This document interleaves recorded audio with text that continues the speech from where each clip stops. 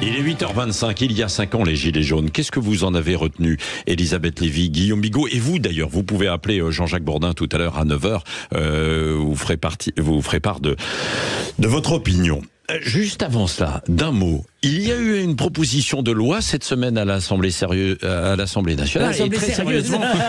Oui, sur des toilettes publiques gratuites dans les villes. C'est François Piquemal qui l'a mis. Parce qu'il dit aujourd'hui, vous faites pipi dehors, c'est une amende de 450 € par exemple, dans certaines villes. Je crois que, il me semble que du côté de Toulouse, c'est ça. Et on manque de toilettes publiques. Ça fait sourire, mais...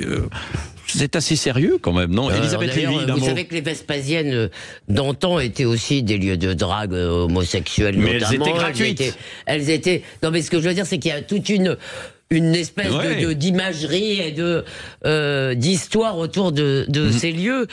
Non, ce que je trouve tout à fait quand même déplorable, à mon avis, ça relève d'un arrêté municipal.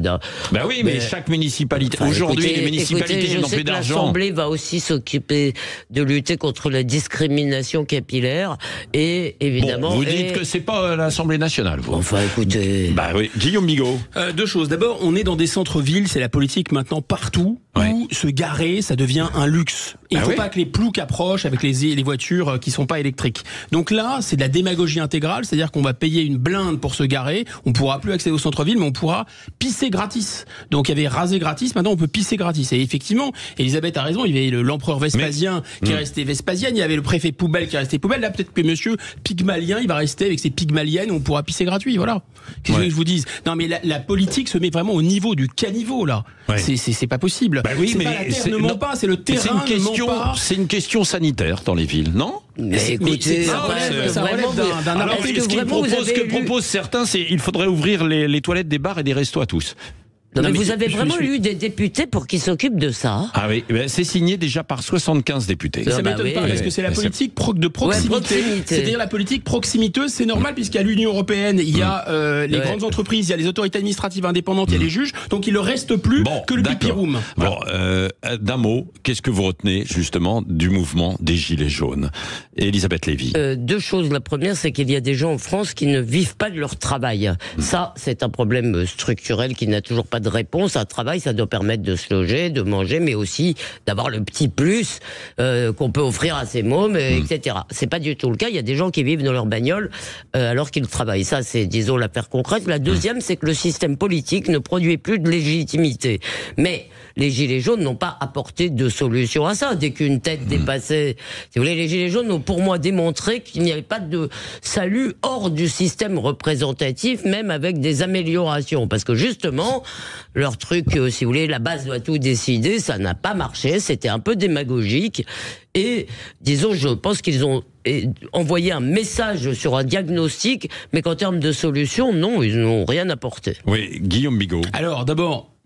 Le 40% de taux d'abstention en général, voilà, cette France-là qui ne votait plus, on l'a vu, et comme l'a très bien dit Christophe Guilluy, le géographe, ça lui a donné un visage, ça lui a donné une voix, ça lui a donné une légitimité. Mais oui, il y a eu un grand espoir que cette France, il y a un débouché politique et une grande déception, bien sûr. Et l'autre chose que je note, c'est que sur le long terme de l'histoire de France, c'est Paris et les grandes villes qui créent les révolutions.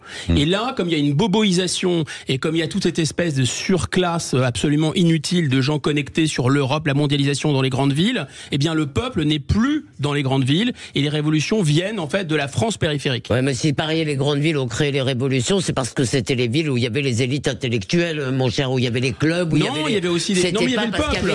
C'était pas parce qu'il y avait les classes... Oui, mais c'était pas parce qu'il y avait les classes populaires. La révolte des Canuts ou la Bastille. Enfin, les foyers révolutionnaires, je ne veux pas vous chagriner, mais c'était plutôt les clubs où on parlait, les ancêtres de Sud Radio. Eh bien là, dans les grandes villes, il n'y a plus ni intellectuels, ni peuple. Oh non, vous caricaturez quand même. Bon, 5 ans après, que retenez-vous du mouvement des Gilets jaunes? C'est la question que nous posons aussi sur les réseaux sociaux.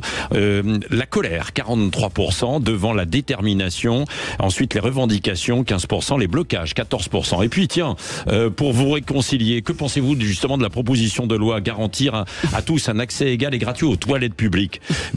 49% disent que c'est nécessaire sur les réseaux sociaux. sociaux, les gens qui commentent. parce qu'ils Et il y a veulent vous beaucoup de faire commentaires. plaisir. Oui, non, bah bien C'est sûr, ça, mais il y a c'est beaucoup parce de qu'ils- commentaires. c'est parce qu'ils veulent On vous en faire plaisir. reparlera, ma chère Elisabeth Lévy. Il est 8h30. Dans un instant, c'est Jean-Jacques Bourdin qui J'espère. reçoit ce matin Marion Maréchal, tête de liste, reconquête aux élections européennes. Passez un bon week-end également.